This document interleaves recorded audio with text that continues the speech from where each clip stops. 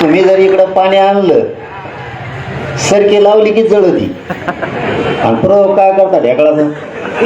प्रयोग करायला ताकदच नाही त्या शेतकऱ्याचा प्रयोग करायला गेलं की टाकत खत टाकलं की हान फवारे हाणं झालं की ड्रॅगन फ्रूट ते सरपंच जवळ आहे हो ते ड्रॅगन फ्रूट नुसते काटेच काटे आहेत त्याला तर त्याच्यात एक प्रगती केली काय असतं आपल्या शेतीला जर पाणी असलं ना आपण 4-4 पिकं काढतो झालोत की मोठे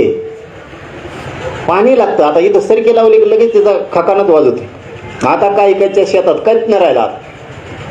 नुसते जनावर चरत शेळ्या त्याच्यात आणि पाणी असल्यावर 2-2, 3-3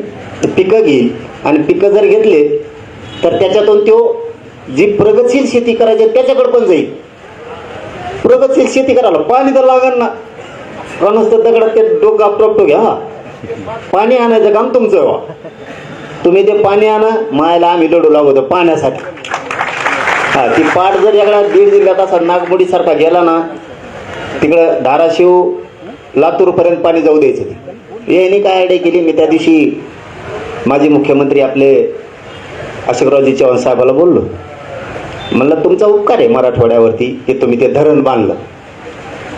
पण ते पाट सरळ करून नेले डांबरी नेल्यासारखे असे गोदावरीच्या कडीकडीने वळाल का रोग आलता का त्या टायमाला असे वाकडे तिकडे वळलेले असते तर ते सरळ नेले तर ते बी गोदावरीच्या कडीकडीनेच नेले ते जर वाकडे तिकडे असे 50-100 किलोमीटर इकडे नेले असते पुन्हा वळून असे आणले आपल्या इकडे बीड जिल्ह्यात फक्त 2 लिफ्ट बसतात फक्त 2 लिफ्ट बसतात पाट्यावर अख्खा बीड जिल्हा ओलिता खाली येतोय आपला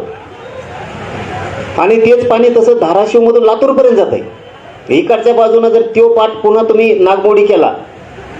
तर जालना जिल्हा पलीकडचा सगळा ओलिता खाली येतो काय बुलढाणा येतो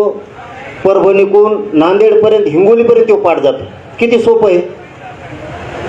ते नाही करीत ते डांबऱ्या करते